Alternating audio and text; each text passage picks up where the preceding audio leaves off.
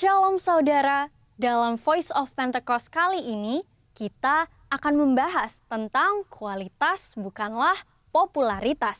Bagaimana kita dapat selalu mengambil keputusan yang berintegritas dan berani menghidupinya.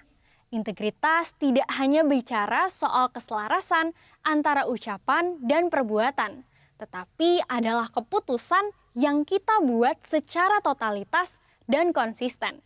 Maksudnya, terus-menerus melakukan segala sesuatu berdasarkan prinsip kebenaran, sekalipun keputusan tersebut berbeda dengan konsep yang dianggap lazim oleh dunia. Bahkan jika keputusan tersebut terlihat merugikan kita, seperti yang diajarkan oleh Tuhan Yesus dalam Matius 5 ayat 37. Jika ya, hendaklah kamu katakan ya, jika tidak, hendaklah kamu katakan tidak. Apa yang lebih daripada itu berasal dari si jahat. Kita harus selalu berhikmat, serta bersiap untuk berpegang teguh pada prinsip kebenaran. Saudara mungkin pernah menghadapi situasi yang memaksa saudara melakukan sesuatu yang tidak benar, baik di pekerjaan, bahkan pelayanan, atau hubungan sosial, entah karena diminta atasan atau orang yang kita kasihi. Tapi justru pada situasi seperti inilah kita dapat menerapkan ajaran Kristus untuk memiliki keberanian dan hikmat untuk berkata tidak, sekalipun dengan berbagai resiko yang harus dihadapi. Jika kita berkompromi sekali saja, kita akan diminta berkompromi lagi di lain kesempatan. Lambat laun, kita akan menjadi terbiasa, dan pada akhirnya tidak merasa lagi bahwa perbuatan tersebut salah. Setiap hari kita dihadapkan pilihan demi pilihan, tidak terkecuali tantangan dan godaan yang menguji ketaatan kita kepada Tuhan. Lantas, apa yang harus kita lakukan ketika tantangan atau godaan itu datang? Yang pertama, tidak larut dengan dunia. Di zaman postmodern ini, toleransi dibuat mengarah kepada kompromi yang berbeda dengan kebenaran Alkitab. Orang yang toleran selalu dianggap berpikiran luas, bebas, dan humanis. Sehingga orang percaya yang berani berdiri teguh dalam mempertahankan kebenaran firman Tuhan di kehidupan sehari-hari semakin berkurang. Kompromi pun sudah dianggap biasa di kalangan gereja yang dulu menekankan pentingnya ketaatan kepada firman Tuhan. Keadaan ini mengingatkan akan kisah Daniel, seorang pemuda Israel yang mengalami pembuangan saat Yerusalem ditaklukkan oleh Babel. Pada saat itu, Raja Babel membawa Daniel dan orang-orang terbaik lainnya untuk diajar ilmu pengetahuan dunia dan dibentuk karakternya. Mereka sangat diistimewakan dengan harapan orang-orang tersebut akan loyal kepada Babel. Namun, walaupun mendapatkan kehidupan yang enak dan masa depan yang cerah, Daniel tetap memilih untuk menjalankan perintah Tuhan. Dia tidak memakan makanan raja yang tidak sesuai dengan hukum Taurat. Daniel sadar sebagai anak Tuhan, ia harus tetap taat, walaupun hidup di tengah bangsa yang tidak mengenal Tuhan. Yang kedua, tidak malu menghidupi kebenaran. Hidup dalam kebenaran adalah hidup tanpa kepalsuan, hidup secara jujur. Yesus adalah kebenaran. Sebagai pengikut Kristus, kita harus memperkatakan dan mempraktekkan kebenaran dalam hidup. Orang menganggap perintah-perintah yang diberikan Yesus terlalu kaku dan tidak relevan pada zaman ini. Padahal memang kebenaran tidak bergantung pada perasaan, pengalaman, atau penafsiran yang bersifat subjektif. Kebenaran Allah adalah benar tanpa pengecualian. Orang Kristen yang sejati akan melihat integritas dirinya sebagai suatu harga diri yang terpenting. Kita tidak perlu malu merasa berpihak pada kebenaran. Alkitab berkata pada 1 Petrus 4 ayat 16, jika ia menderita sebagai orang Kristen, maka janganlah ia malu, melainkan hendaklah ia memuliakan Allah dalam nama Kristus itu. Biarlah kita tetap mempertahankan kebenaran dan memuji Tuhan. Yang ketiga, hidup seperti Yesus hidup. Yesus adalah kebenaran. Untuk dapat hidup secara benar, maka kita harus hidup dalam Yesus. 1 Yohanes 2 ayat 5 hingga 6 berkata, "Tetapi barang siapa menuruti firman-Nya, di dalam orang itu sungguh sudah sempurna kasih Allah. Dengan itulah kita ketahui bahwa kita ada di dalam Dia. Barang siapa mengatakan bahwa ia ada di dalam Dia, ia wajib hidup sama seperti Kristus telah hidup." Hidup menjadi sama seperti Kristus merupakan kehendak Bapa. Yesus menjelaskan lebih lanjut dalam Matius 5 ayat 48. "Karena itu haruslah kamu sempurna, sama seperti Bapamu yang di surga adalah sempurna." Jika kita berkata kita hidup di dalam Bapa, kita menjadikan Yesus sebagai Tuhan dan Juru Selamat di dalam hidup ini. Dan kita wajib hidup sama seperti Yesus telah hidup. Mari minta pertolongan Roh Kudus untuk memimpin hidup kita pada zaman sekarang. Kita juga harus menyadari bahwa kita adalah anak Tuhan. Maka kita harus hidup sesuai dengan firman Tuhan.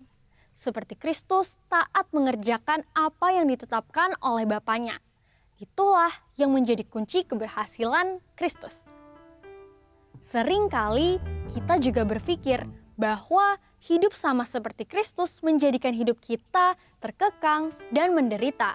Padahal, jikalau kamu tetap dalam firman-Ku, kamu benar-benar adalah murid-Ku, dan kamu akan mengetahui kebenaran, dan kebenaran itu akan memerdekakan kamu. Seperti tertulis di Yohanes 8 ayat 31 hingga 32. Itulah sebabnya selama berada di bumi, Yesus tidak pernah menyia-nyiakan kesempatan yang ada. Hidupnya fokus dipusatkan hanya untuk melakukan kehendak Bapa. Jika kita mengikuti teladan Yesus, maka kita akan hidup seperti Dia. Jadi ketika dunia menawarkan untuk menjadi serupa dengannya, kita harus berani mengambil keputusan dengan berkata tidak. Tidak larut dengan dunia, tidak malu menghidupi kebenaran, dan yang terutama adalah hidup seperti Yesus telah hidup. Mari kita menjadi orang percaya yang berintegritas penuh di tengah dunia pada zaman ini. Untuk artikel lengkapnya dari tim teologi kami, silahkan klik link yang ada di atas atau scan QR Code yang tersedia. Tuhan Yesus memberkati. Haleluya, puji Tuhan. Shalom saudara. Boleh sambil angkat tangan shalom. Shalom. Shalom. Saya undang sama-sama kita bangkit berdiri. Kita akan memperkatakan Mazmur 91 dan Pentakosta yang ketiga. Mazmur 91 dalam lindungan Allah. Orang yang duduk dalam lindungan yang maha tinggi dan bermalam dalam naungan yang maha kuasa akan berkata kepada Tuhan, "Tempat perlindunganku dan kubu pertahananku, Allahku yang kupercayai. Sungguh, Dialah yang akan melepaskan engkau dari jerat penangkap burung, dari penyakit sampar yang busuk. Dengan kepaknya Ia akan menudungi engkau, di bawah sayapnya engkau akan berlindung. Kesetiaannya ialah perisai dan pagar tembok. Engkau tak usah takut terhadap kedahsyatan malam, terhadap panah yang terbang di waktu siang, terhadap penyakit sampar yang berjalan di dalam gelap, terhadap penyakit menular yang mengamuk di waktu petang. Walau 1.000 orang rebah di sisimu dan 10.000 di sebelah kananmu, tetapi itu tidak akan menimpamu. Engkau hanya menontonnya dengan matamu sendiri dan melihat pembalasan terhadap orang-orang fasik. Sebab Tuhan ialah tempat perlindunganmu, yang maha tinggi telah kau buat tempat perteduhanmu. Malapetaka tidak akan menimpa kamu, dan tulah tidak akan mendekat kepada kemahmu. Sebab malaikat-malaikatnya akan diperintahkannya kepadamu untuk menjaga engkau di segala jalanmu. mereka akan menatang engkau di atas tangannya, supaya kakimu jangan terantuk kepada batu. Singa dan ular tedung akan kau langkahi. Engkau akan menginjak anak singa dan ular naga. Sungguh hatinya melekat kepadaku, maka aku akan meluputkannya. Aku akan membentenginya, sebab ia mengenal namaku. Bila ia berseru kepadaku, aku akan menjawab. Aku akan menyertai dia dalam kesesakan. Aku akan meluputkannya dan memuliakannya. Dengan panjang umur akan kukenyangkan dia, dan akan kuperlihatkan kepadanya keselamatan daripadaku. Mari sama-sama memperkatakan 5 arti Pentakosta ketiga. 1. Pentakosta ketiga adalah pencurahan Roh Kudus yang dahsyat di zaman ini, melebihi yang terjadi di Azusa Street. 2. Pentakosta ketiga akan mengakibatkan penuaian jiwa yang terbesar dan yang terakhir sebelum Tuhan Yesus datang kembali. 3. Pentakosta ketiga akan membangkitkan generasi Yeremia, yaitu anak-anak muda yang dipenuhi Roh Kudus, cinta mati-matian kepada Tuhan Yesus, tidak kompromi terhadap dosa, dan akan bergerak untuk memenangkan jiwa. 4. Pentakosta ketiga lahir di Indonesia dan bergerak ke bangsa-bangsa. Gerakan ini dari timur ke barat dan akan kembali ke Yerusalem. 5. Pentakosta ketiga akan memberikan kuasa untuk menyelesaikan amanat agung. Dan setelah itu Tuhan Yesus datang kembali. Sorakan haleluya. Haleluya, sekali lagi shalom saudara. Boleh sambil katakan shalom. Shalom, puji Tuhan, apa kabarnya hari ini? Bersama Yesus Amin, luar biasa. Boleh tengok kanan kirinya, apakah ada muka yang luar biasa pagi ini? Haleluya, puji Tuhan. Semua bersuka cita, amin. Puji Tuhan, kita akan sama-sama berdoa, kita akan mulai ibadah kita pagi hari ini saudara. Kami sungguh bersyukur ya Tuhan kalau kami ada sampai hari ini. Semua karena kasih-Mu, semua karena kasih anugerah-Mu, setiamu buat setiap kami ya Tuhan. Saat ini kami datang di hadapan-Mu, biar Engkau hadir tengah-tengah kami ya Tuhan. Menjumpai kami, melawat kami, menyembuhkan kami, Tuhan menjamah setiap kami ya Tuhan. Biar pagi hari ini sungguh kami sama-sama berjumpa dengan Engkau pagi ini ya Aba. Terima kasih ya Tuhan, terima kasih beracara di tengah-tengah kami ya Tuhan. Roh Kudus-Mu ada di tengah-tengah kami ya Tuhan. Terima kasih ya Aba, terima kasih ya Tuhan. Kau dahsyat, Kau ajaib buat setiap kami Tuhan. Mari sama-sama kita sembah Tuhan saudara.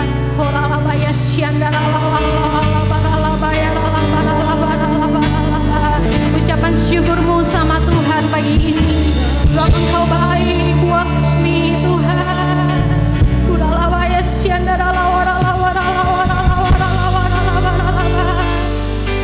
Sebab Engkau baik buat kami ya Bapa. Kasih-Mu atas kami ya Tuhan.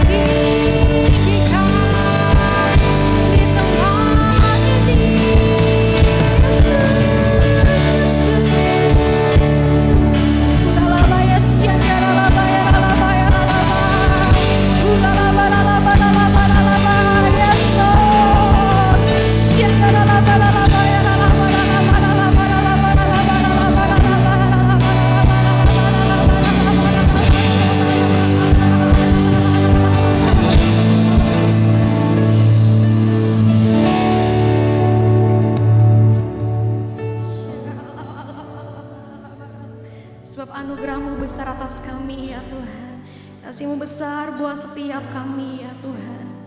Ini ucapan syukur kami di hadapan Tuhan. Biar kami sungguh-sungguh memuji, memuliakan Engkau di tempat ini. Dan Engkau berkenan atas pujian penyembahan kami pagi ini ya Abba. Terima kasih Tuhan, terima kasih. Saudara boleh silakan duduk kembali dalam hadirat Tuhan. Puji Tuhan.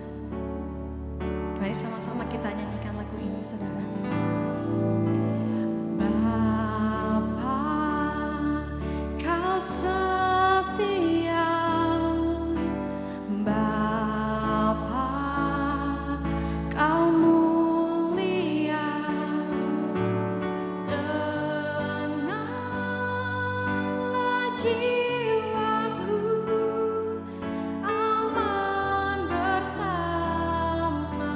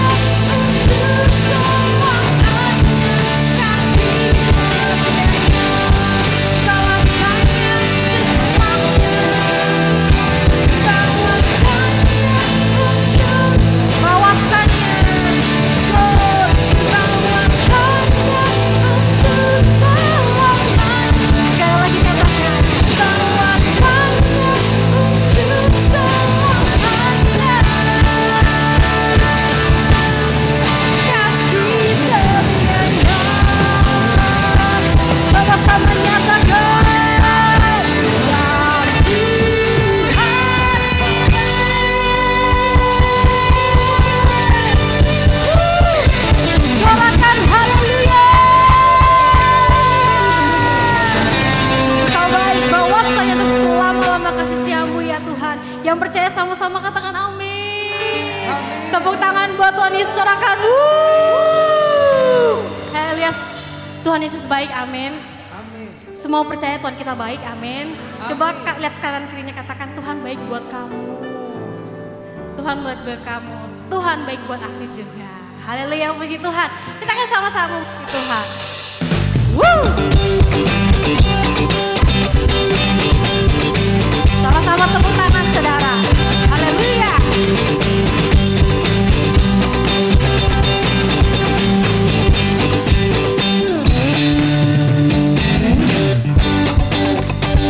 Bekerja di dalam segala perkara, mendatangkan kebaikan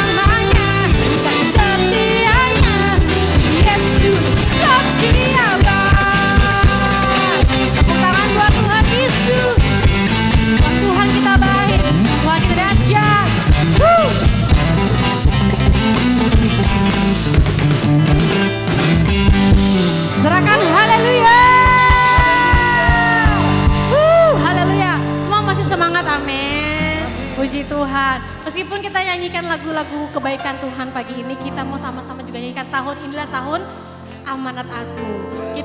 Kita akan menyebarkan pesan Tuhan. Amin. Yang mau katakan amin. Amin. Mari sama-sama kita nyanyikan lagi ini.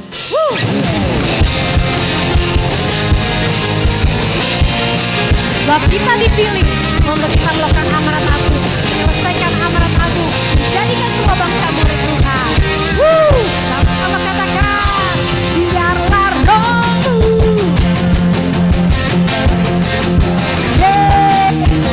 rohmu, biarlah rohmu menyala-nyala, layanilah Tuhan.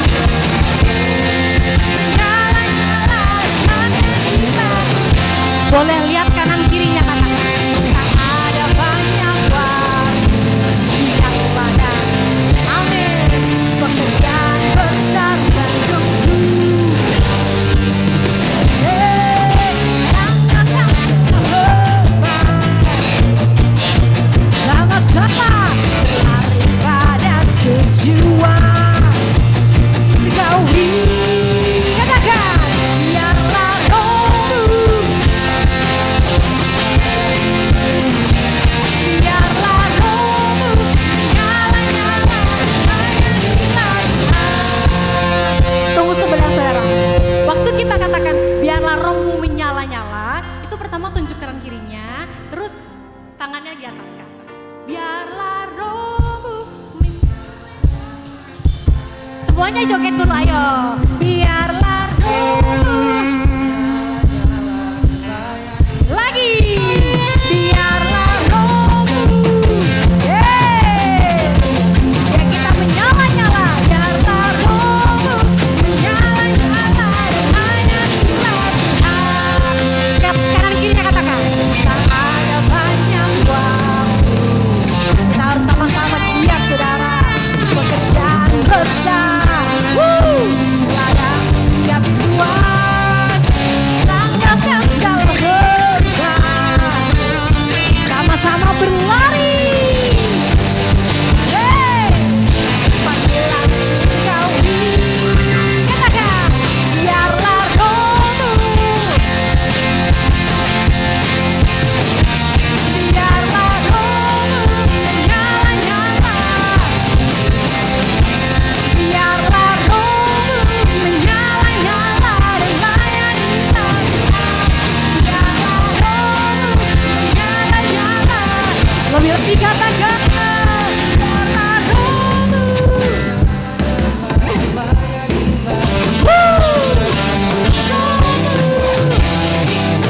Sambil lompat sama-sama, biarlah rohmu menyala-nyala dan layanilah Tuhan. Layanilah Tuhan, biarlah rohmu. Tunjuk kanan kirinya, biarlah rohmu menyala-nyala. Katakan, biarlah rohku menyala-nyala dan layanilah Tuhan.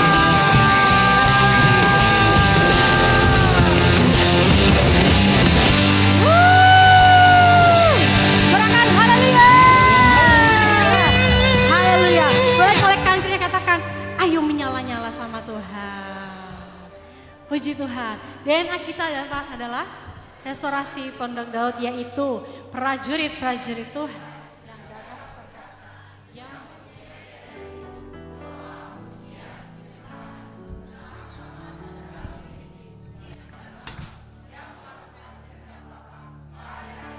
ini. Amin. Tepuk tangan buat Tuhan. Sebelum duduk katakan kanan kirinya, kamu prajurit Tuhan. Prajurit Tuhan. Silakan duduk kembali saudara. Kita sama-sama siapkan hati kita untuk kita menerima firman Tuhan pagi hari ini. Kami sungguh bersyukur Tuhan, biar pujian penyembahan kami berkenan di hatinya Tuhan. Kau terus melawat kami, Kau terus menjamah setiap kami ya Tuhan. Dan berbicaralah buat setiap kami ya Aba. Kami siap mendengar firman-Mu pagi hari ini di dalam nama Tuhan Yesus. Kau baik Tuhan, terima kasih. Ku mau selalu bersyukur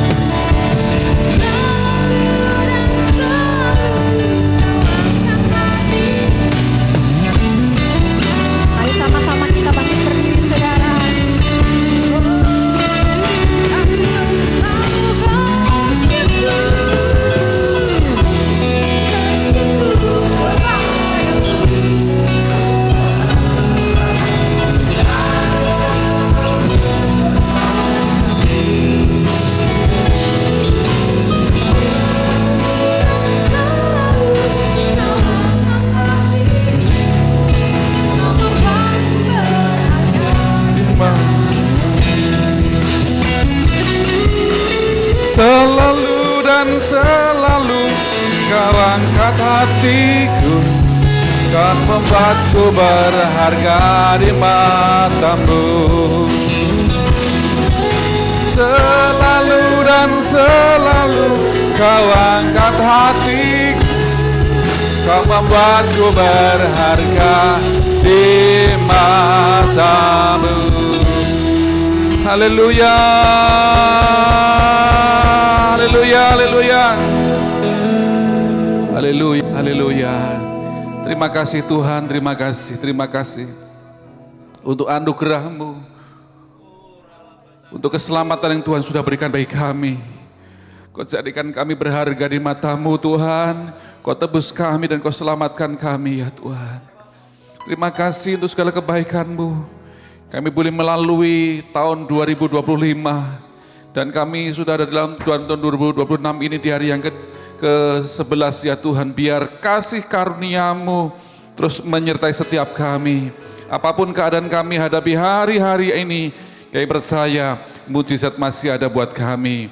Kami percaya kasih setia Tuhan tidak lepas dari setiap kami. Kami percaya penyertaan Tuhan senantiasa ada pada kami. Sebabnya kami bersyukur kepadamu untuk segala anugerah-Mu, kebaikan-Mu atas kami Tuhan. Karena kami percaya Allah turut bekerja bagi setiap orang-orang yang mengasihi Engkau ya Tuhan. Terima kasih Tuhan, terima kasih untuk pagi ini. Dan sebentar kami akan duduk yang mendengar firman-Mu, biar firman-Mu menguatkan kami semuanya. Urapi hamba-Mu ini dengan segala keterbatasan yang ada dan urapi kami semuanya. Di dalam nama Yesus kami berdoa dan kami sambut firman-Mu. Semua yang siap terima firman Tuhan sama-sama katakan amin. Tepuk tangan bagi Tuhan kita, saudara, haleluya. Silakan duduk kembali Bapak Ibu dikasih Tuhan Yesus. Selamat pagi semuanya, terima kasih tim musik. Pertama-tama saya ucapkan selamat tahun baru buat kita semuanya, amin. Tidak terlambat untuk kita mengucapkan selamat tahun baru. Nah, saudara dikasih Tuhan, biar kita di tahun yang baru ini kita senantiasa dikuatkan Tuhan. Dunia yang kita hadapi tidak akan lebih baik. Tetapi bagi orang-orang yang percaya, Tuhan akan memberkati kita. Tuhan akan membuat perbedaan bagi setiap kita semua. Yang percaya katakan amin. Yang percaya berikan tepuk tangan bagi Tuhan kita. Haleluya, haleluya. Nah, tahun 2026 adalah tahun amanat agung. Yuk sama-sama kita katakan sudah 1, 2, 3. Tahun 2026 adalah tahun amanat agung. Nah, saudara dikasih Tuhan, amanat agung. Matius pasal yang ke-28, ayat 18 sampai 20 dikatakan, Yesus mendekati mereka dan berkata, kepadaku telah diberikan segala kuasa di mana? Di surga dan di bumi. Jadi yang memiliki kuasa saudara, di surga dan di bumi siapa? Tuhan Yesus. Surga milik siapa? Bumi milik siapa? Tuhan Yesus. Jadi karena itu, pergilah, jadikanlah semua bangsa muridku, baptislah mereka dalam nama Bapa dan Anak dan Roh Kudus, dan ajarlah mereka melakukan segala sesuatu yang telah kuperintahkan kepadamu, dan ketahuilah aku menyertai kamu senantiasa sampai kepada akhir zaman. Saudara dikasih Tuhan, kalau orang, banyak orang di dunia ini semua kan pengen masuk surga, betul kan? Cuman nggak tahu siapa pemiliknya, betul nggak? Pemiliknya adalah Tuhan. Tuhan itu sebabnya kita memberitakan akan Yesus. Amanat agung, tahun amanat agung. Nah, Gembala Pembina kita mengingatkan kita semua bahwa tahun 2033 adalah penyelesaian amanat agung. Tetapi isu itu bisa terjadi lebih cepat, saudara. Kenapa? Sekarang media sosial sedang terjadi kan? Di media sosial kita bisa menggunakan apologet Kristen dan sebagainya sudah bergerak. Nah, tinggal kita gereja Tuhan bagaimana? Sekali lagi, dunia tidak akan baik. Goncangan-goncangan masih terjadi. Banyak prediksi macam-macam lah disampaikan. Tetapi bagaimana kita, bagian kita, sebelum kita menjangkau jiwa, sebelum kita menjadikan semua bangsa murid Tuhan, terlebih dahulu kita harus menjadi murid Tuhan Yesus. Amin Bapak Ibu. Lihat kanan kiri katakan, jadilah murid Tuhan Yesus. Kenapa? Kalau kita nggak menjadikan diri kita murid Tuhan Yesus, maka Tuhan Yesus ketika naik ke surga yang menyaksikan siapa? Murid-murid. Dan dia katakan bahwa dengan cara yang sama, malaikat itu berkata, dia akan datang kembali. Jadi yang akan menyaksikan juga adalah murid-murid Tuhan Yesus. Slide berikutnya. Karena itu, menjadi murid Kristus yang, jadilah murid Kristus yang dewasa rohani. Kita harus senantiasa terus bertumbuh, menjadi dewasa secara rohani. Kita akan melihat teladan daripada Tuhan Yesus sendiri, saudara. Oke, slide berikutnya. Ini yang sering menjadi pertanyaan. Kemanakah Yesus di usia 12 sampai 30 tahun? Ada yang sudah tahu jawabannya? Kemana? Ke Tibet, Pak. Belajar dengan para guru biksu, karena biksu Buddha. Begitu? Pergi ke India, Pak. Belajar agama Hindu. Belajar yoga. Nah, itu kan berita-berita di mana-mana kan begitu kan? Pernah dengar seperti itu enggak? Ada jemaat waktu yang lalu ngomong sama saya, ya Pak, Yesus itu kan pergi ke India. Ngapain? Ya belajar yoga dan belajar juga lagu India dan menari-menari. India, saudara, apakah begitu? Nah, jadi saudara dikasih Tuhan, kemanakah Tuhan Yesus ketika usia 12 sampai 30 tahun? Tuhan Yesus tidak pergi kemana-mana. Dia ada di Yerusalem, dia di Israel, dan jawabannya ada di dalam Alkitab, begitu. Nah, kita harus tahu Bapak Ibu Saudara bahwa Injil itu bukan autobiografi. Bukan autobiografi, tetapi Injil adalah berita sukacita, berita keselamatan. Sampai di sini dipahami Bapak Ibu? Amin. Jadi Injil itu bukan autobiografi, tetapi berita keselamatan. Coba slide berikutnya dulu. Jawabannya ada di sini. Markus pasal 6 ayat 1 sampai 4. Dikatakan begini, kemudian Yesus berangkat dari situ dan tiba di tempat asalnya, sedang murid-muridnya mengikuti dia. Di asalnya kan? Nah, di mana itu asalnya? Nazaret.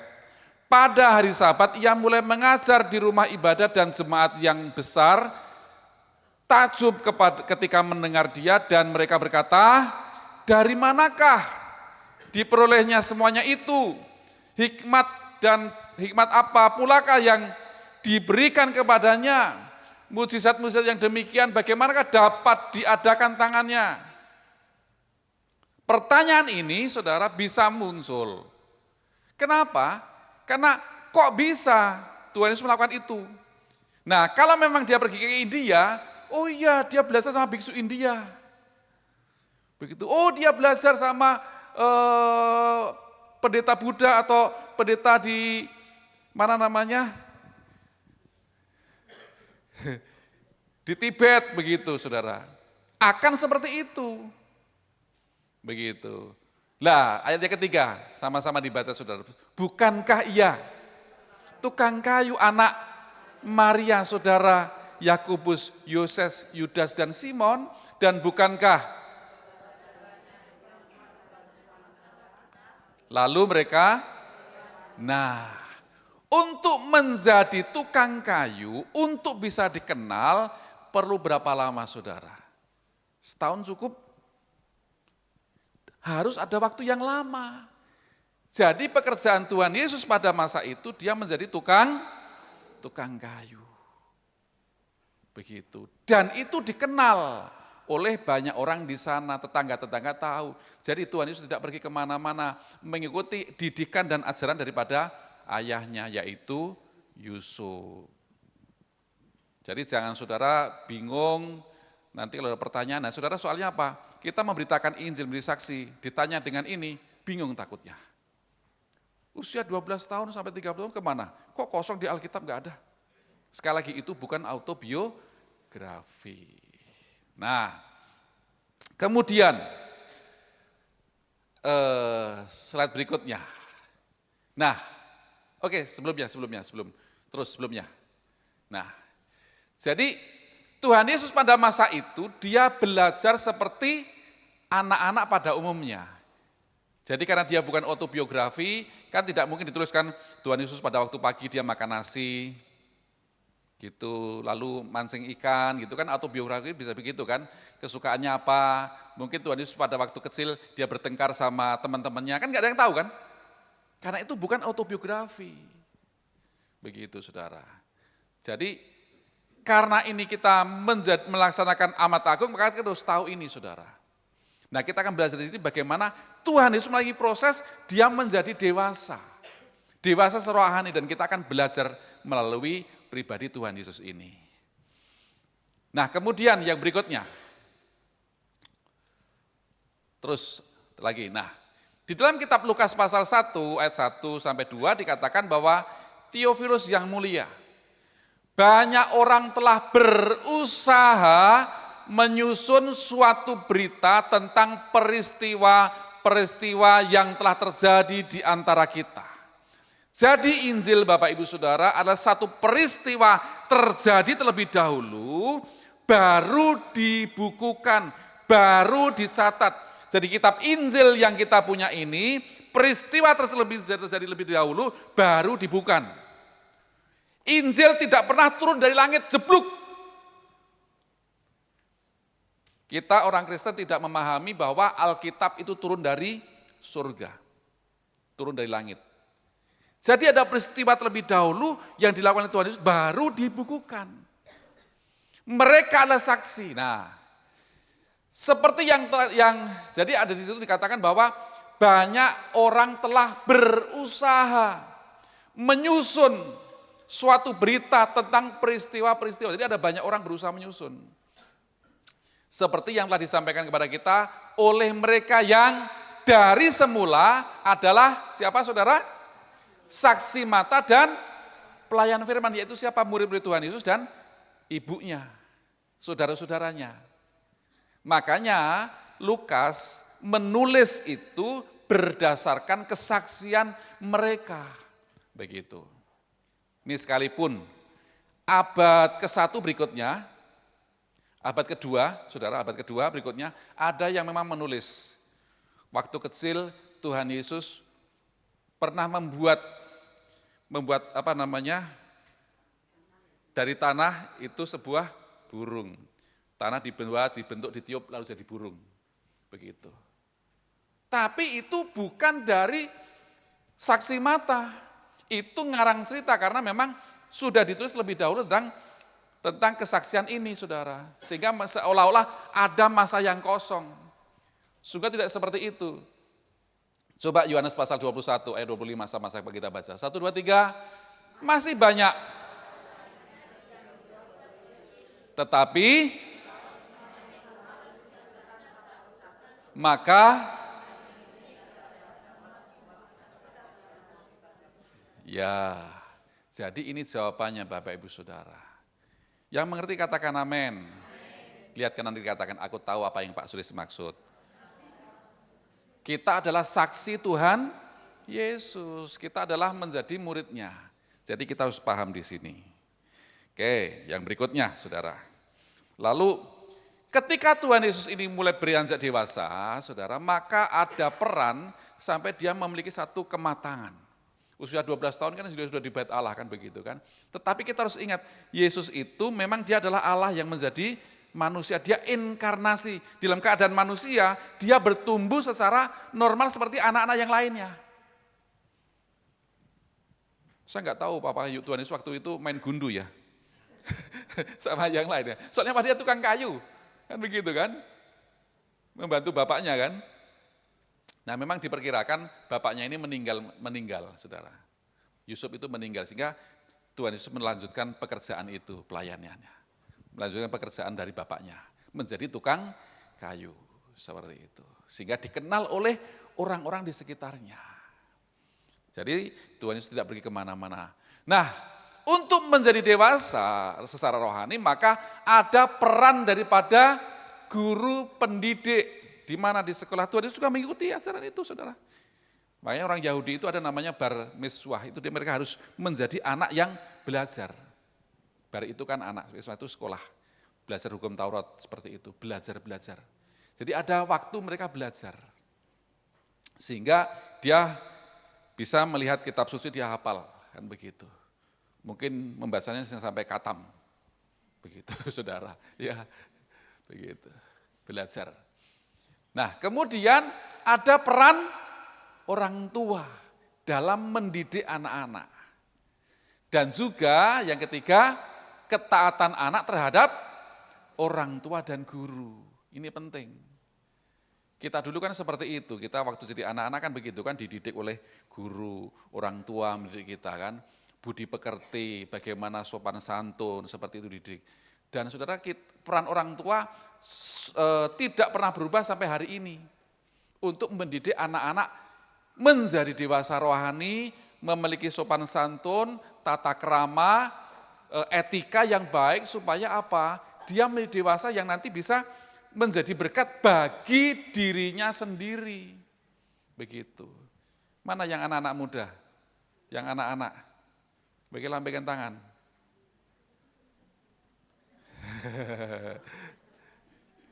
Masih diajar sama orang tua enggak?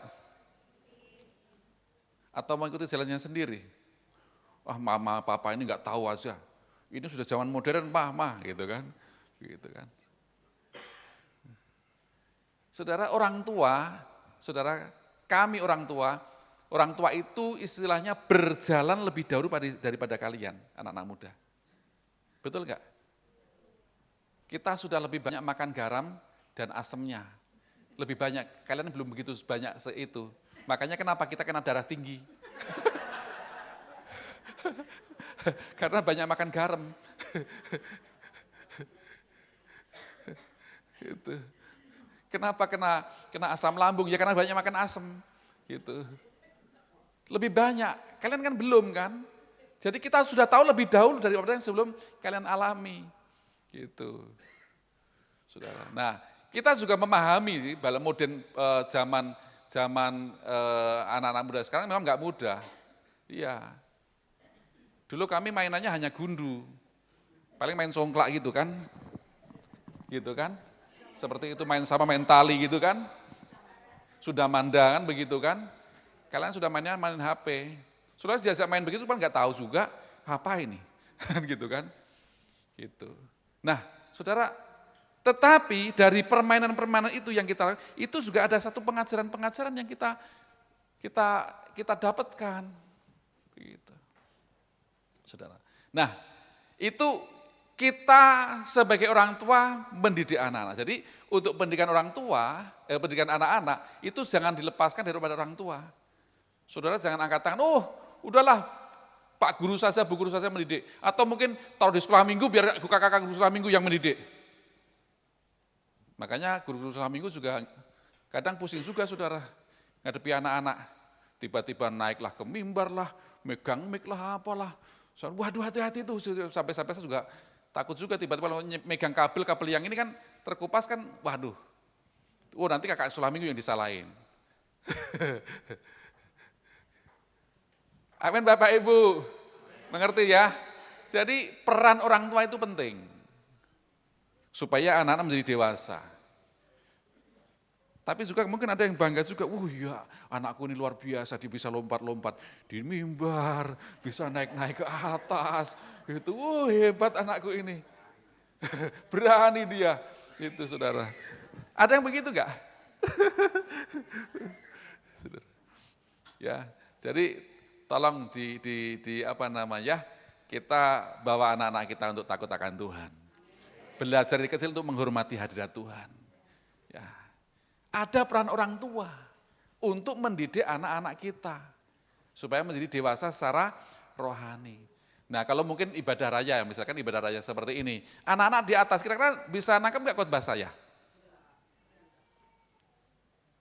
Apakah saya perlu ngajar anak-anak di sini, kalau misalnya banyak anak-anak di sini saya rubah khotbahnya, salam adik-adik gitu kan. Kan nggak perlu begitu kan, nah, yang lain gimana? Yang bapak-bapak gimana? Nah, makanya ada porsinya, ada sekolah minggu, ada remaja, JC, ada youth. Yang porsinya masing-masing sesuai dengan usianya supaya bisa menangkap. Nah, saudara, Tuhan Yesus ini sangat luar biasa. Karena memang dia adalah Allah, saudara, maka dia bisa berdiskusi dengan ahli Taurat orang Farisi.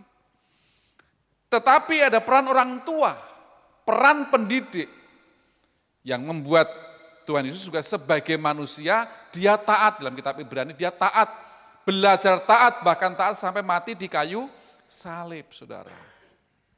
Nah, karena itu kita sebagai orang percaya, murid Tuhan Yesus, maka mari kita bertumbuh untuk menjadi dewasa secara rohani. Oke, kita lihat slide berikutnya. Sampai kita semua telah mencapai, sama-sama 1, 2, 3. Dan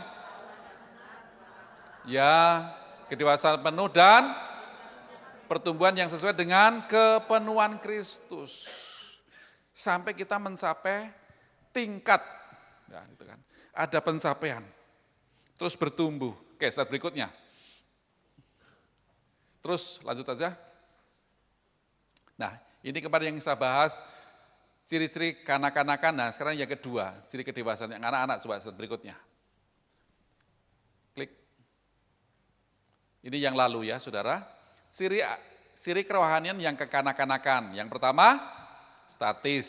Yang kedua, emosional. Yang ketiga, mudah goyah. Yang keempat,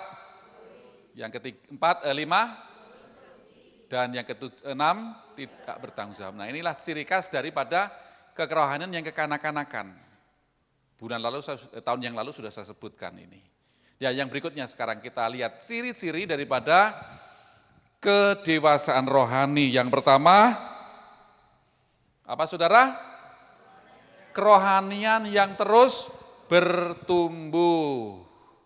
Kita memiliki kerohanian yang harus bertumbuh, saudara. Jangan terus seperti itu, statis, gak ada perubahan. Kolose 3:10 dikatakan, dan telah mengenakan manusia baru yang terus-menerus diperbarui untuk memperoleh pengetahuan yang benar tentang gambar kaliknya. Gambar kaliknya siapa? Yaitu Tuhan Yesus tadi. Maka Tuhan Yesus menjadi contoh buat kita. Dalam pertumbuhan rohaninya menjadi contoh buat kita. Begitu. Ada proses yang dihadapi. Ibrani 6 ayat 1. Sebab itu, marilah kita, apa saudara? Tinggalkan asas pertama. Dari apa? Ajaran tentang Kristus dan beralih kepada perkembangannya yang penuh. Nah, terus bertumbuh. Ayat yang ke-5 pasal 5, 12. Sebab sekalipun kamu ditinjau dari sudut waktu sudah seharusnya apa? Menjadi pengajar. Kenapa seharusnya jadi pengajar? Karena usia Kristennya sudah 20 tahun, sudah 50 tahun gitu. Orang Yahudi itu, dia boleh melayani itu usia 30 tahun. Seperti Tuhan Yesus. Mulai melayani. Memberi nasihat itu usia 50 tahun.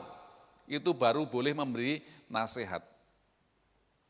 Saya udah 53. Jadi saya sudah bisa memberi nasihat. Itu kalau orang Yahudi seperti itu. Jadi saudara, ada prosesnya. Nah, sekalipun dituju oleh waktu, seharusnya sudah menjadi pengajar, kamu masih perlu apa? Diajar oleh apa? Asas-asas pokok dari pernyataan Allah, dan kamu masih memerlukan, loh, orang sudah dewasa masih susu, mie cucu gitu kan. Enggak enak kan?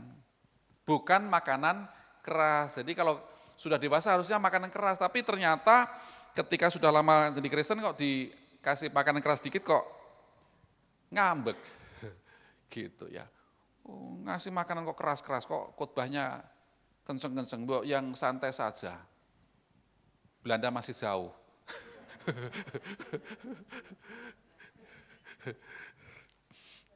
Iya.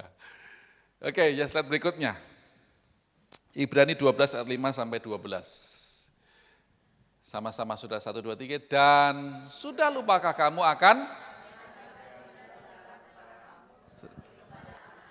Hei anakku, janganlah anggap enteng didikan Tuhan dan janganlah putus asa apabila engkau diperingatkannya. Karena Tuhan mengajar orang yang dikasihnya dan ia menyiksa orang yang diakuinya sebagai anak. Jika kamu menanggung ganjaran, Allah memperlakukan kamu seperti di manakah terdapat anak yang tidak dihajar oleh orang ayahnya? Tetapi jikalau kamu bebas dari ganjaran, maka yang harus diderita setiap orang, maka kamu bukanlah anak tetapi anak-anak gampang, anak-anak yang tidak sah, atau disebut juga anak-anak haram, begitulah. Selanjutnya dari ayah kita yang sebenarnya kita beroleh apa? Ganjaran dan mereka kita hormati. Kalau demikian bukankah kita harus lebih taat kepada Bapa segala roh supaya kita boleh hidup. Nah, jadi kita diajar, kita didik. Sebab mereka mendidik kita dalam waktu yang pendek sesuai dengan apa yang mereka anggap baik. Tetapi dia menghajar kita untuk kebaikan kita supaya beroleh bagian dalam kekudusannya. Memang setiap ganjaran yang pada waktu diberikan tidak mendatangkan sukacita, tetapi apa saudara? Duka cita. Ada yang dipukul tertawa. Oh terima kasih Papa, Mama sudah dipukul, hei lagi dong. Begitu? Enggak ada kan? Memang mendatangkan duka cita sakit.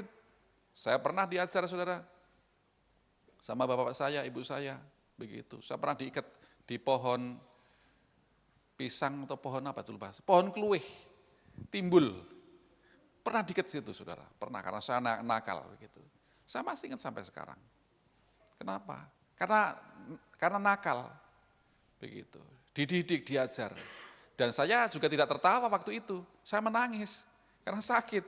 Saya enggak, oh terima kasih Papa, Mama. Enggak begitu. Kalau begitu nanti anakku ini jangan-jangan ada kelainan lagi. Wah perlu dibawa ke ini namanya, mana? Pakem. Kalau Jogja itu namanya pakem. Kalau di sini namanya grogol. Kalau yang kemarin kita datangi di Kemiri. Kemarin kami tanggal berapa tuh? 22, sama-sama ramai-ramai ke Kemiri. Kita pakai 2 mobil ya, ngeliatin saudara kita di sana. Ya, kemarin saya bilang, saya ngetes aja sudah saya bilang, Bapak Ibu Saudara, gitu kan. Coba sekarang bulan apa? Ada yang nyaut bulan September. Waduh, ini belum nih, masih belum waras ini. Ini bulan Desember, sakut batang Desember, tentang Natal dia masih ngomong, enggak Pak, ini masih bulan September. Wah, ini belum masih diobatin nih. Coba sekarang bulan apa ini saudara? Saya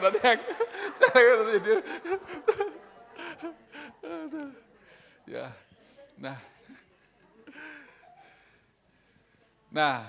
sebab itu kuatkanlah tangan yang lemah dan lutut yang goyah, ini tugas kita. Oke, yang kedua, ciri daripada orang yang dewasa rohani, yaitu hidup yang berbuah. Tadi harus bertumbuh, berkembang, maka yang kedua berbuah. Ada buah yang dihasilkan. Buah apa? Buah pertobatan. Jadi hasilkanlah buah yang sesuai dengan pertobatanmu. Yohanes 15:16 dikatakan, bukan kamu yang memilih aku, tapi akulah yang memilih kamu dan aku telah menetapkan kamu supaya kamu pergi dan menghasilkan buah dan buahmu itu tetap supaya apa yang kamu minta kepada Bapa dalam namaku diberikannya kepadamu. Amin saudara. Siapa yang ingin doanya dikabulkan Tuhan Yesus? Ya, pergi dan berbuah. Katakan kanan kiri, pergi dan berbuah. Amin. Supaya apa? Doa kita dikabulkan oleh Tuhan Yesus. Dari mana hidup kita terlebih dahulu diubahkan. Nah, yang berikutnya yang ketiga. Ciri daripada orang yang dewasa rohani, dia mengerti tujuan hidupnya di dalam Tuhan. Mengerti. Saudara tahu enggak, mengerti enggak akan tujuan hidup saudara di dalam Tuhan? Atau masih ragu-ragu, atau masih bimbang, atau masih bingung? Salah satu tujuan hidup dalam kehidupan kita, yaitu kita menjadi serupa dengan Tuhan Yesus. Maka kita perlu dewasa rohani, saudara. dewasa rohani itu melalui proses tadi. Nah, Filipi pasal yang ketiga 12-14 dikatakan bukan seolah-olah aku telah memperoleh hal itu atau telah sempurna, melainkan aku mengejarnya kalau aku dapat juga menangkapnya karena aku pun telah ditangkap oleh Kristus Yesus. Saudara-saudara, aku sendiri tidak menganggap bahwa aku telah menangkapnya, tetapi ini yang kulakukan. Aku melupakan apa yang telah di belakangku dan mengarahkan diri kepada apa yang di hadapanku dan berlari-lari kepada tujuan. Untuk apa? Memperoleh hadiah, yaitu tujuan memperoleh hadiah yaitu panggilan surgawi dalam Kristus Yesus. Itulah tujuan hidup kita. Karena itu kalau kita masa yang lalu ya banyak kesalahan, banyak kekurangan, kita perbaiki ke depan. Yang penting ke depan. Kita tidak bisa hidup masa lalu. Kita tidak bisa mengendari sepeda motor atau mobil ngelihat cermin terus atau ngelihat spion terus. Lama-lama, berarti itu kan lihat masa lalu, lihatin belakang, sedangkan kita masuk ke depan. Gitu. Masa lalu memang tidak bisa diubahkan, itu tinggal kenangan. Tetapi tidak sedikit banyak orang yang hidup dengan masa lalu. Begitu. Makanya masuk ke RS tadi. Saudara. Yang keempat, cirinya adalah hidup berkemenangan. Katakan hidup berkemenangan. Nah, kita menjadi dewasa rohani, kita hidup berkemenangan. Tetapi dalam semuanya itu kita lebih daripada orang-orang yang menang. Dan oleh Dia yang telah mengasihi kita. Menjadi orang yang berkemenangan. Saudara, sekali lagi di tahun 2026 ini, keadaan dunia tidak akan lebih baik daripada tahun 2025. Tetapi kita sebagai orang-orang percaya, kita akan dibuat berbeda oleh Tuhan. Kita akan menjadi orang-orang yang menang. Amin. Tepuk tangan bagi Tuhan kita. Lihat kanan kirimu, katakan, jadilah umat yang menang. Jadilah pemenang. Amin, saudara. Haleluya. Nah, yang kelima, yang terakhir adalah menghargai didikan. Kalau kita mau bertumbuh sebagai dewasa rohani, kita menghargai didikan. Ayub pasal yang ke-5:17, sesungguhnya berbahagialah manusia yang ditegur Allah sebab itu. Janganlah kau menolak akan didikan yang maha kuasa. Ibrani 12:5, sama-sama 1, 2, 3, dan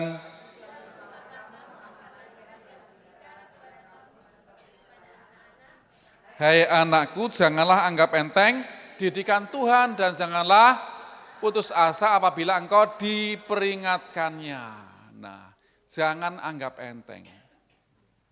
Diingatkan, Tuhan memberikan pengajaran kepada kita. Indonesia sedang mengalami keadaan yang tidak baik. Kita doakan. Ada yang mengatakan, wah ini cobaan yang dialami Indonesia. Kalau cobaan terus menerus, jangan-jangan murka Tuhan yang turun ya. Begitu, supaya lebih baik lagi.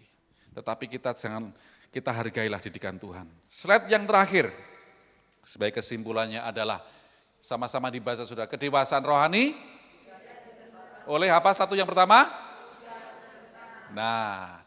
Yang kedua, yang ketiga, yang keempat, ya. Jadi kedewasaan rohani tidak ditentukan oleh ini. Oh, usianya sudah lama, sudah jadi Kristen lama, belum tentu dia dewasa rohani. Oh, dia menjadi majelis, dia menjadi diaken, dia menjadi pendeta, pendeta pembantu, pendeta depan pintu, pembantu pendeta, pendeta muda, biar muda terus, atau pendeta tua, begitu, PDT, saudara. Tidak menjamin. Kemarin di dalam MDBC dipresentasikan keadaan gereja ternyata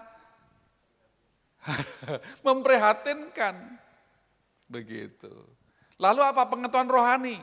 Dia sudah sekolah teologi, dia sekolah Alkitab, dia sudah pengetahuannya banyak, belum tentu dia dewasa rohani. Dulu kami pernah, waktu saya diangkat PDP, saudara, pertama tahun 2002, baru mau sidang MD, baru mau rapat, itu sudah ribut tuh pendeta-pendeta. Ini kok begini ya? Kalau di gereja bisa mengajar orang, kasih, damai sejahtera, sukacita gitu kan. Kok di sini kok tiba-tiba gebrak meja. Kaget saya. Wah, 2002 waktu itu. Saya kaget, emang begini ya? Ternyata begitu saudara. Jadi kalau di sidang MD begitu, di sidang-sidang begitu, pendeta berubah menjadi pendekar. Loh, kok begini ya? Waduh.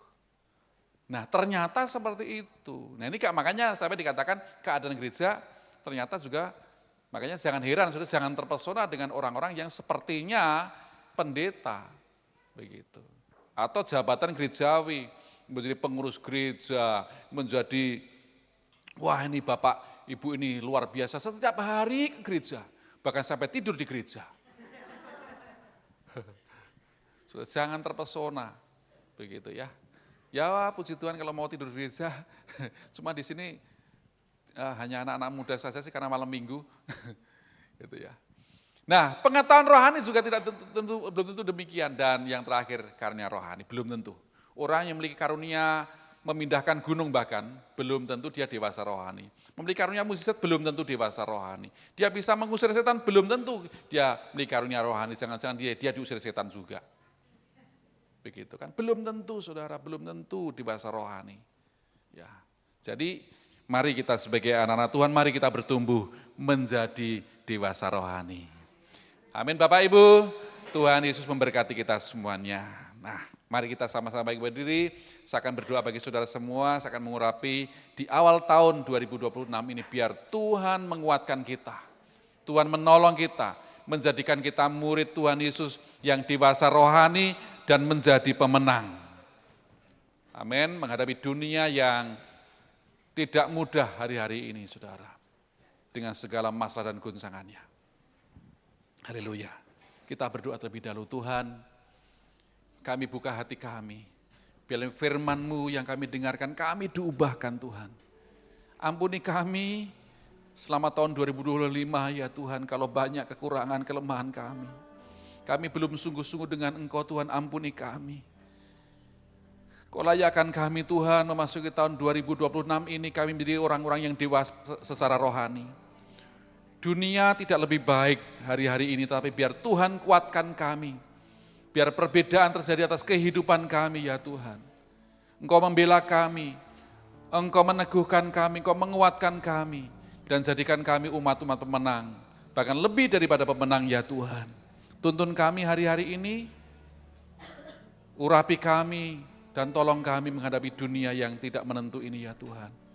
Horalabaya sandarala barala barala barala barala barala barala.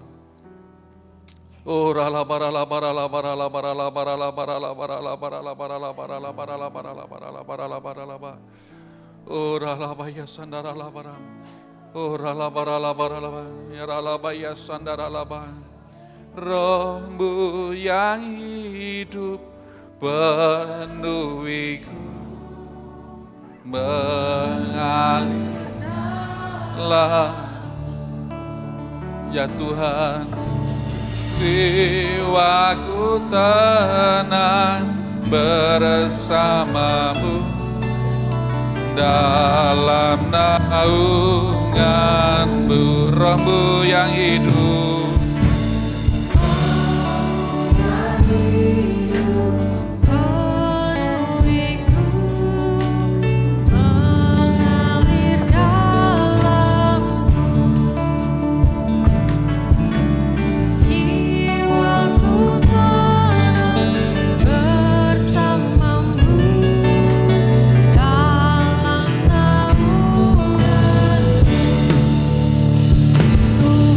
Ku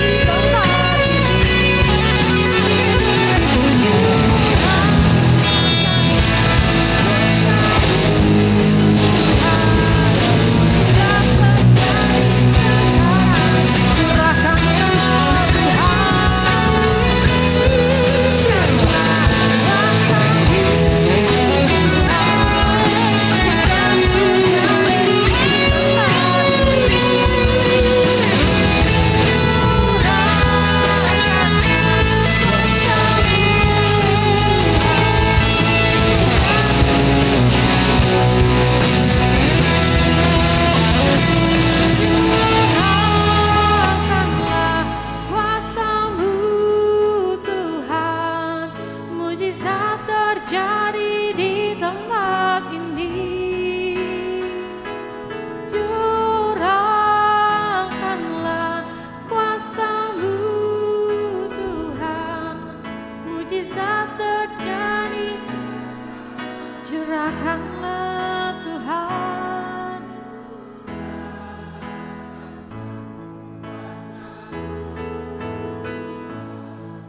mujizat terjadi di tempat ini. Kami percaya.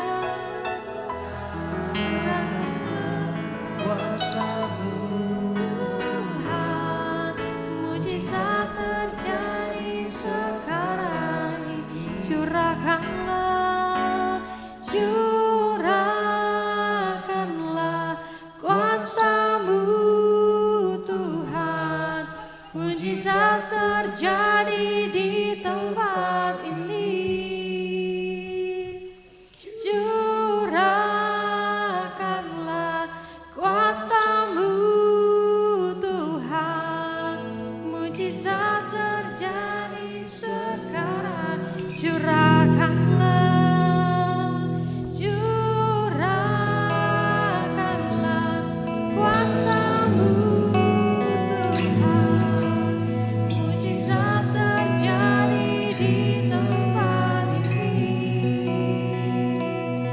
Curahkanlah kuasa-Mu Tuhan, mujizat terjadi sekarang ini.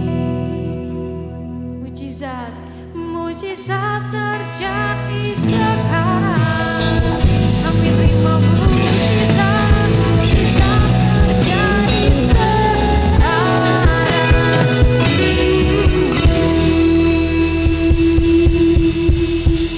Haleluya, kami bersyukur Tuhan buat pengurapan-Mu atas setiap kami. Kami memberkati hamba-Mu yang Tuhan boleh bersayakan di tempat ini ya Tuhan. Biar kami memberkati hamba-Mu dengan dahsyat ya Tuhan, dalam pelayanan, dalam keluarganya ya Tuhan. Berkat-Mu berlimpah-limpah, penjagaan perlindungan-Mu sempurna ya Tuhan. Terima kasih Abah, biar berkat-Mu juga berlimpah buat setiap kami dan perlindungan-Mu sempurna buat setiap kami Tuhan. Terima kasih Abah, terima kasih. Di dalam nama Tuhan Yesus, mari sama-sama kita katakan amin. Tepuk tangan buat Tuhan.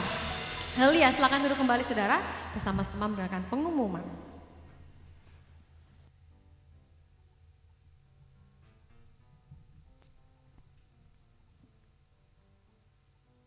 Ya, salam. Berapa banyak kita diberkati, lambaikan tangan. Katakan, Saya percaya setiap kita, setiap bulan diurapi itu bukan biasa. Amin. Pengurapan akan membawa kita kepada kemenangan dan pembebasan dan kelepasan. Katakan amin. Atas nama pengerja jemaat GBI Tiga Raksa, kami mengucapkan terima kasih buat hambanya, Bapak Gembala kita. Kiranya Tuhan Yesus terus berkati Bapak, keluarga dengan berlimpah-limpah-limpah. Adakah di antara Bapak Ibu mungkin yang baru pertama kali hadir, bisa melambaikan tangan kalau ada? Di kanan tidak ada, di kiri tidak ada. Jemaat yang luar biasa, katakan kanan kirinya, minggu depan bawa jiwa. Haleluya, biar di tahun amanat agung gereja kita dipenuhi dengan jiwa-jiwa. Kita akan dengarkan beberapa pengumuman yang perlu diperhatikan Bapak Ibu semua. Yang pertama ini khusus bagi para pengerja aktivis Gembala Kul. Hari ini ada fellowship di awal tahun. Wajib bagi seluruh pengerja, aktivis dan Gembala Kul akan dilakukan setelah ibadah selesai yang kedua. Yang kedua, Menara Doa dan Natal Pengerja Sub 3D, Rabu 14 Januari 2026 jam 19 di Menara Doa GBI Modern, khusus bagi yang sudah mendaftar. Yang ketiga, Duar Youth dan JC. Duar itu apa sih Pak? Doa untuk adanya revival. Katakan kanan kirinya, harus banyak doa. Akan dilakukan pada hari Kamis 15 Januari 2026 jam 10 malam di tempat ini, mengundang setiap anak-anak muda untuk hadir. Orang tua boleh hadir enggak nih Bang Erik? Ada yang tanya? Oh boleh. Jadi kalau masalah doa kita terbuka, katakan amin. Katakan yes, saya mau ikut, katakan. Oh belum Bang Erik. Yang berikutnya doa pagi, hari Sabtu 17 Januari 2026 jam 5 pagi di tempat ini. Yang kelima, ibadah Yud GBI 3 Raksa, Sabtu 17 Januari, Sabtu depan, jam 19, mengundang setiap anak-anak muda untuk hadir. Yang keenam, ibadah minggu depan, Minggu 18 Januari 2002. Ibadah pertama dan kedua akan dilayani oleh Bapak Pendeta Samuel Farak Nimela, ibadah ketiga akan dilayani oleh Bapak PDM Teddy Marjanto. Yang ketujuh, pengumuman khusus untuk sekolah minggu. Jadi Bapak Ibu yang punya anak-anak sekolah minggu, di tahun yang baru ini ibadah anak di setiap kelas akan ada pembagian kupon untuk anak yang hadir di setiap hari minggu. Untuk itu kami menghimbau orang tua dapat membantu dan mengingatkan bahwa kupon anaknya untuk disimpan dengan baik. Karena kupon itu yang akan ditukarkan untuk hadiah Natal di tahun 2026 ini. Yang berikutnya, berita duka cita, telah berpulang ke rumah Bapa di surga, Bapak dari Ibu Mas Linda Pakpahan. Jadi bapaknya Bu Mas Linda ini ada di daerah Pulau Samosir. Kemarin kita dapat kabar, Bu Mas Linda Pakpahan siapa Pak? Itu istrinya Pak Charles. Jadi kalau ada yang nggak tahu kan. Nah, hari ini beliau keluarga yang ada di Cikande pulang ke Toba. Biarlah kita dukung dan doakan, amin. Kiranya Roh Kudus memberikan penghiburan dan kekuatan untuk keluarga yang ditinggalkan. Yang terakhir, hari ini kami mengajak Bapak Ibu untuk memberikan persembahan umum, persembahan bagi perawatan gereja dan bagi Bapak Ibu yang akan mengembalikan persepuluhan bisa dimasukkan ke kotak persepuluhan yang ada di depan. Demikian pengumuman hari ini. Selamat hari Minggu, sekarang saatnya kita memberi. Mari kita semua boleh bangkit berdiri, Pak Sulis bisa.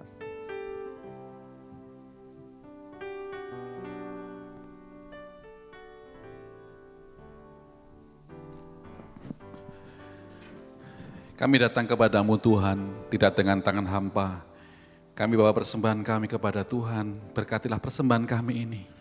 Untuk kehormat kemuliaan bagi nama-Mu, untuk pekerjaanmu di tempat ini. Berkati persembahan umum, persembahan untuk perawatan gereja. Bahkan bagi anak-anak-Mu kan mengembalikan persembahan persepuluhan Tuhan, berkat-Mu melimpah-limpah. Terus kami semua berkat 100 kali lipat ganda terjadi atas seluruh kehidupan kami. Hasil usaha kami diberkati Tuhan berlimpah-limpah. Terima kasih Bapak, kami akan memberi dengan sukacita karena kami mengasihi Engkau ya Tuhan. Di dalam nama Yesus sama-sama katakan amin. Selamat memberi, Tuhan berkati berlimpah-limpah.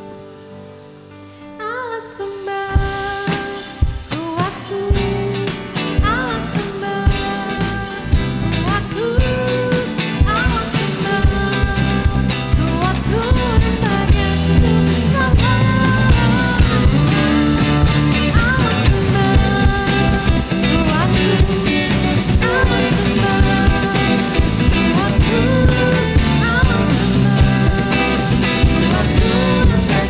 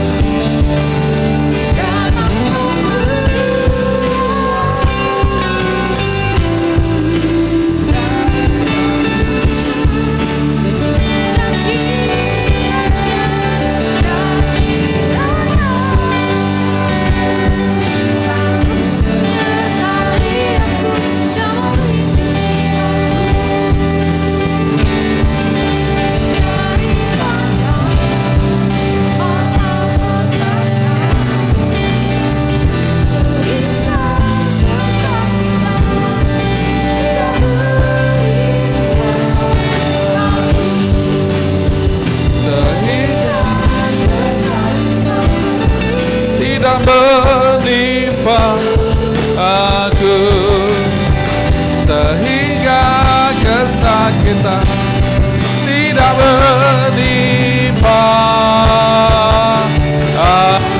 aku.